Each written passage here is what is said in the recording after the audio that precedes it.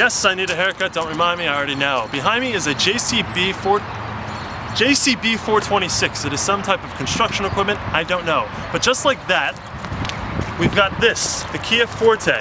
I've never driven that, and I've never driven that. I don't know anything about either of the two, but that doesn't matter because I'm gonna review the new Kia Forte as if I'm a consumer, just like you. So this is FLDetours, I'm JF Musial, whatever.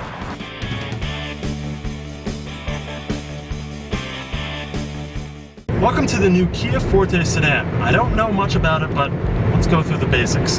It's got 4 doors, leather interior, and I guess some kind of 4-cylinder engine up front. That looks like a 4-cylinder. Luckily though, I've got Richard by my side. He has had this car for about 2 days now. Yes. And you know actually just as little as I do about it too, I'm pretty sure. But you do have the cheat sheet, so you're gonna help me through this. Right? Right. Now, initial reaction on the inside, the interior is actually quite good. It's well designed. They've kind of lacked on some of the material. It feels a little bit GM in here. Steering wheel sucks, but it's actually much better than I thought it would be. But, you know, you got to think about Kia as a brand. They've never held the reputation of being anything more than just that car. Last year, though, they outsold many other car manufacturers. In fact, almost all of them. That says something. I'm sure you know more about Kia than you did in the past 5 years than ever before. Their marketing department has actually done something right. The Super Bowl ads, they've boosted their reputation. They've actually added to the brand equity, and that's good. They've actually gone a little bit further than what they needed to do to make this car viable. What I do know about this car is that Andy Lawley drives it in the Grand Am Continental Series. It's kind of the production car race series of the United States. Now, it's only been a few races in the season so far. It hasn't done quite well. But for them to introduce a Kia into that series, that says something. That says they're serious about building the brand around this car. So maybe we should be paying attention to it. I've driven the Mazda 3 quite extensively over the past few months, and this doesn't feel that much different, and the Mazda's a little bit more expensive. This car doesn't, you don't feel it as much as you would in the Mazda 3, but the Mazda 3 has more of like a sporting cred to it. This is not so much, but for the price range, it's a fun car to drive. This turning radius is phenomenal. Holy crap.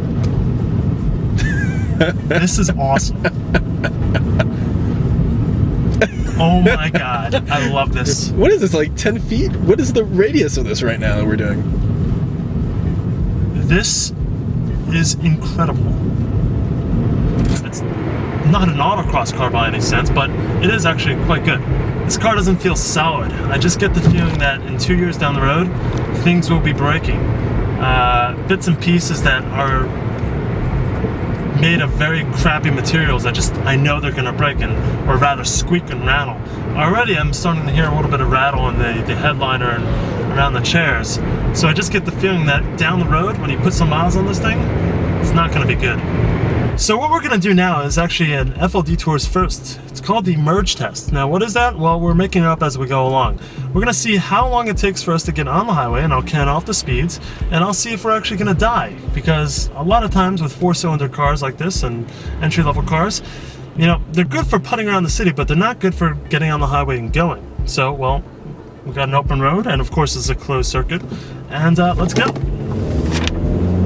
Okay, 20.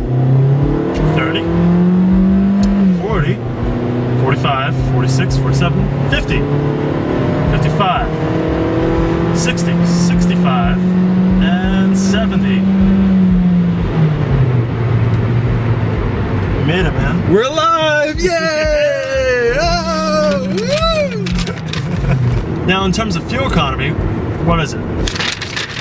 Well, the sticker happens to say 25 city, 34 highway. 25, 34. That's actually quite good for this car. Next. Let's see here. Did you know it comes with 10 years, 100,000 miles, limited powertrain warranty? Does it have a supercharger? No.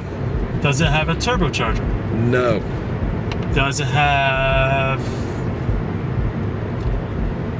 good tires. No, but it does have full-length side curtain airbags, That's so good. it's safe. Safe. Okay, I like that because I will eventually crash this thing. It also has Bluetooth hands-free connectivity, Really? USB and auxiliary ports. This thing has Bluetooth? It has Bluetooth. That's actually quite good. Oh, and I see it has satellite radio too. It has satellite, and the sound system is quite good. Much better than the Mini Cooper I just had. It's got some bump.